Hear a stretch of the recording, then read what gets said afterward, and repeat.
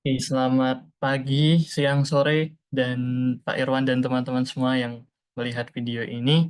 Sebenarnya perkenalkan nama saya Ardian Efediansyah dari kelompok 3 di sini dari mata kuliah Kapitastrika Matematika Terapan akan menjelaskan penyelesaian dari CVRP, Capacitors Phasal Routing Problem, dengan algoritma linear sweep untuk manajemen limbah yang ada di Universitas Gadjah Mada. Oke, next. Nah, di sini ada beberapa daftar isinya nanti. Yang pertama kita ke pendahuluan dulu. Di sini kita tahu bahwasanya limbah adalah sisa dari aktivitas manusia. Dan proses natural dan barang tidak lagi digunakan, limbah terakumulasi dan menyebabkan polusi di mana-mana. Nah, untuk menghindari efek negatif dari limbah, Universitas Gadjah Mada memerlukan metode untuk mengoptimisasi pengangkutan sampah dan memastikan bahwa petugas dapat melakukan pengangkutan sampah dengan efektif. Next.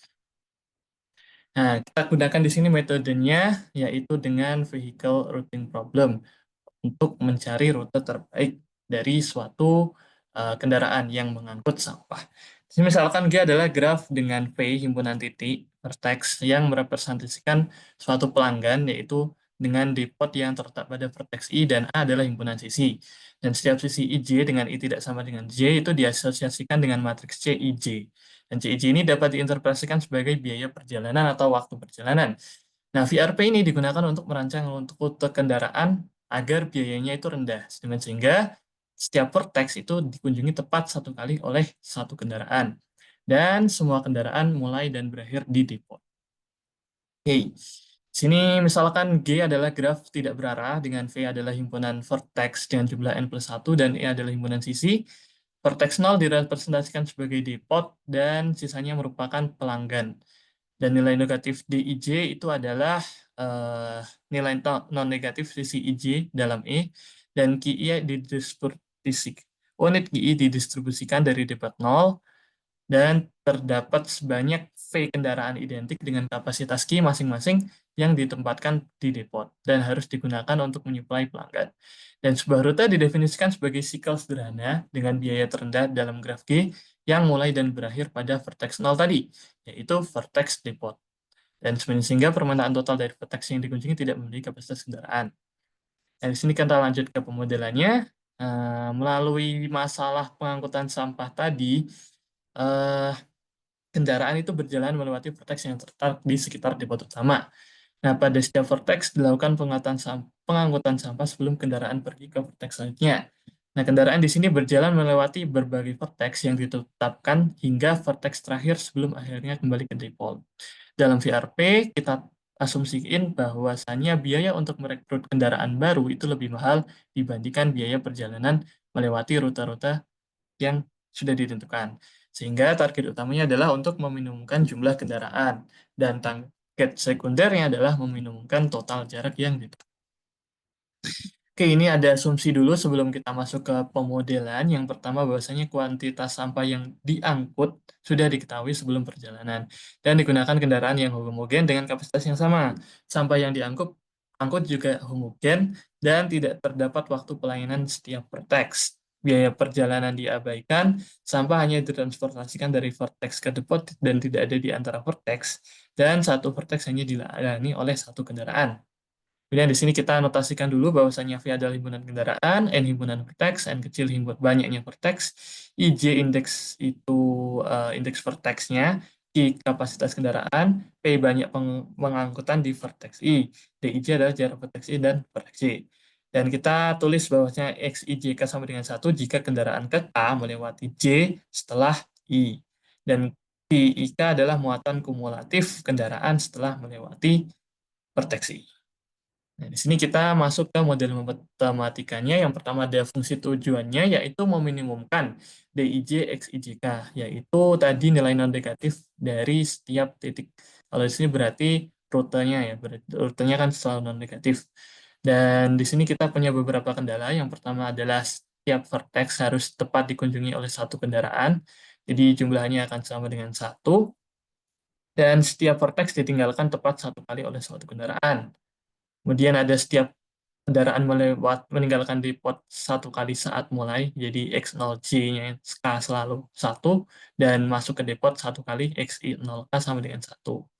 Dan setiap kendaraan yang mengunjungi vortex harus meninggalkan vortex tersebut, yaitu XIMK sama dengan sigma XMJK, dengan K dari 1 sampai V dan M dari 1 sampai N. Dan muatan setelah meninggalkan vortex J tidak boleh melebihi kapasitas. Itu K sama dengan 1, 2 sampai V, dan J dari 1, 2 sampai N. Dan kita punya eliminasi struktur, yaitu XIJK lebih dari 1, dengan S subset dari N, dan K-nya dari 1 sampai V. Artinya adalah bahwasanya setiap kendaraan harus terpakai, sehingga lebih dari sama dengan 1. Dan seluruh XIJK itu biner, yaitu nilai antara 0 sampai 1. Dengan I-nya dari 0 sampai N, J-nya sampai N, dan K-nya sampai V. Karena 0 itu bahwasanya dia terlewati, dan 1 yaitu tidak terlewati. 0 itu tidak terlewati, dan 1 terlewati. Mohon maaf. Yang kita masuk ke algoritmanya, di sini kita menggunakan algoritma linear sweeping, yaitu yang pertama kita harus menetapkan depot sebagai pusat koordinat dan menyapu vortex yang mengelilingi depot secara searah atau berawanan arah jarak jam. Dimulai dari vortex yang memiliki sudut polar terkecil. Nah, ketika vortex pertama ditemukan, kita harus menugaskan kendaraan pertama ke vortex tersebut dengan memperhatikan batasan kapasitasnya. Jika memenuhi, maka kita ambil vortexnya. Nah, terus kita sapu kembali sampai dapat vortex kedua, dan ketika dapat, kita harus cek lagi terhadap batasan kapasitas, dan kalau masih memenuhi, maka vortex tersebut dikunjungi. Dan penyapuan lanjut terus sampai kapasitas kendaraan penuh. Dan prosedur dilakukan dengan kendaraan kedua untuk vortex yang masih tersisa. Dan prosedur diulang lagi sampai setiap vortex sudah ditugaskan pada kendaraan. Nah, berikut adalah visualisasi dari penggunaan linear sweeping.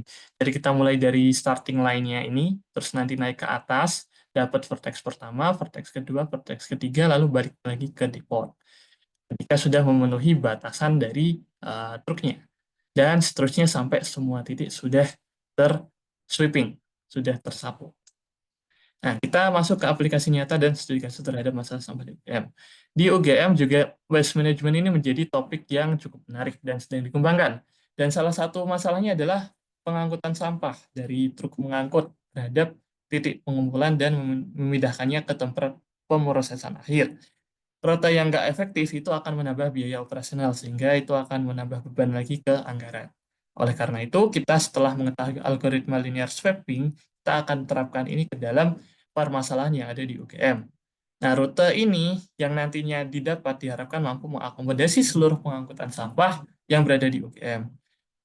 Oleh karena itu, kita akan melihat bagaimana sih proses pengangkutan yang terjadi di UGM selama ini, dan bagaimana metode bisa mengoptimalkannya.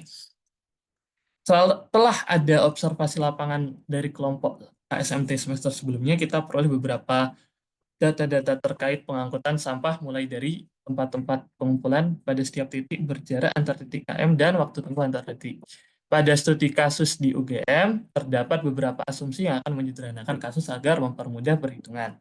Dan asumsi tersebut adalah, yang pertama kita pilih salah satu jenis sampah, dan kita di sini pilih sampah organik, karena memiliki titik-titik dan pengambilan yang cukup linear ketika diterapkan menggunakan algoritma. Yang kedua, diasumsikan bahwa banyaknya truk itu tidak berhingga dengan kapasitas yang terbatas juga.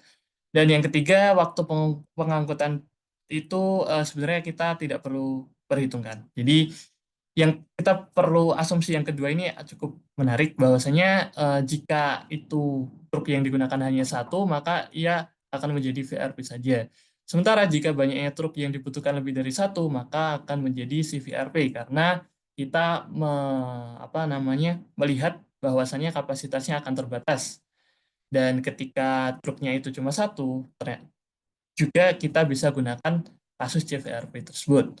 Dan model matematika yang kita gunakan itu masih tetap sama seperti sebelumnya, dan dapat dicek bahwasannya model tersebut masih relevan terhadap masalah yang dimiliki.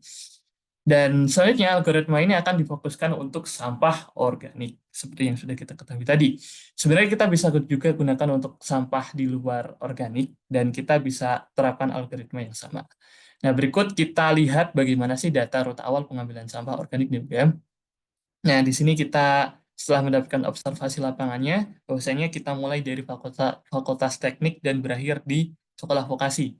lihat bahwasanya terdapat dua titik di sini, jadi kita akan melakukan sedikit modifikasi terhadap algoritmanya.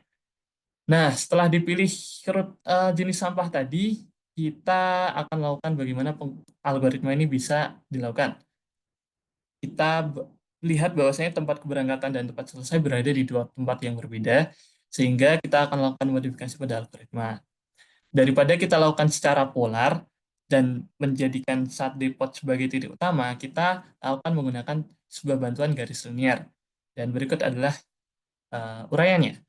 Jadi kita gambarkan masing-masing titik tadi ke dalam bidang kartesius dan menetapkan lokasi awal adalah awal keberangkatan dan lokasi akhir sebagai selesai pengangkutan di sekolah vokasi. Sebenarnya kita nanti akan memulai dan selesai di titik yang sama, tapi kita di sini cukup lihat yang ada di data sebelumnya, yaitu awal keberangkatan di teknik dan selesai di vokasi. Dan kita buat garis linear yang menghubungkan titik awal dan titik akhir tersebut, dan kita tarik ke titik terjauh dari garis. Dan penyapuan dilakukan dengan cara menggeser garis tersebut ke arah di mana semua titik telah terkena garis tersebut. Dan kita lakukan pengelompokan atau clustering dimulai dari vertex yang terkena garis tersebut pertama kali. Sama seperti selanjutnya, ketika terkena garis tersebut, maka ditugaskan ke kendaraan pertama dengan syarat batasan kapasitas. Dan kita lanjutkan hingga kita temukan vertex kedua. Dan kita cek lagi vertex kedua masih cukup apa enggak. Kalau iya, kita lanjutkan penyapuan, kalau tidak, ya kita sudah tersebut. Nah, proses tersebut dilakukan untuk semua kendaraan yang tersisa, gitu, hingga setiap vertex-nya itu sudah tersapu. Oke, berikut adalah uraiannya. Jadi kita buat garis lurus tersebut, lalu kita tarik ke yang paling jauh. Lalu kita sweeping dari titik yang paling jauh itu ke arah sekolah vokasi dan fakultas teknik. Jadi dia akan mendapatkan titik-titik yang pertama mungkin dari geografi, lalu biologi, dan FIPA.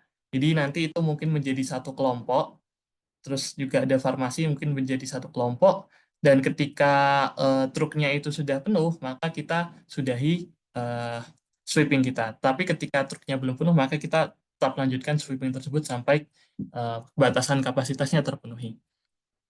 Nah, setelah kita peroleh hasil clustering, yaitu pengelompokan melalui algoritma sweeping, kita gunakan algoritma nearest neighborhood, jadi apa namanya, tetangga yang paling dekat, sebagai bantuan untuk memperoleh rute yang paling optimal. Kenapa demikian? Karena apabila kita hanya mengandalkan garis linear dan juga sudut polar tadi, kita kemungkinan mendapatkan rute yang belum optimal. Misalkan saja satu titik itu berada di jauh dan satu titik lagi berada di dekat, tetapi mereka sudutnya itu kecil. Nah, sebenarnya sehingga ketika kita tarik garis, mereka berdekatan, tetapi sebenarnya mereka sangat jauh. Oleh karena itu, kita gunakan nearest neighborhood ini untuk mendapatkan urutan perjalanan yang lebih optimal. Jadi kita pertama menggunakan sweeping sebagai clustering dan nearest neighborhood sebagai pembentukan rute yang optimal. Nah, sebenarnya untuk algoritmanya nearest neighborhood ini cukup mudah untuk dipahami ya, teman. Nanti bisa dicari di internet saja.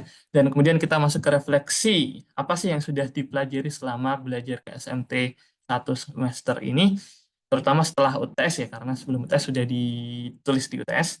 Yang pertama, kita mengetahui pengelolaan sampah di lingkungan kampus UGM, sehingga ini meliputi bagaimana proses pengangkutan sampah, bagaimana pembelahan sampah, dan lain sebagainya.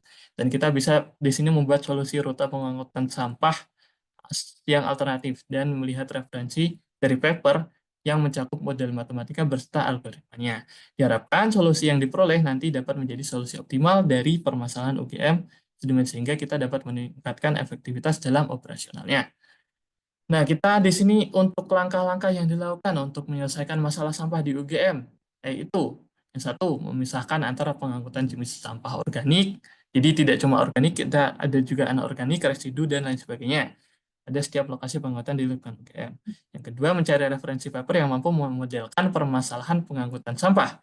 Dan setelah kita dapat paper tersebut, kita mempelajari lalu menerapkan algoritmanya sesuai dengan kebutuhan dari pengelolaan sampah di lingkungan UGM. Seperti yang sudah kita jelaskan dari awal tadi. Terutama kalau dalam hal ini adalah pembentukan rute tersebut. Oke, mungkin itu saja. Berikut adalah daftar pustaka yang saya gunakan. Mungkin atau kurang lebihnya mohon maaf. Sekian, saya tutup. Wassalamualaikum warahmatullahi wabarakatuh.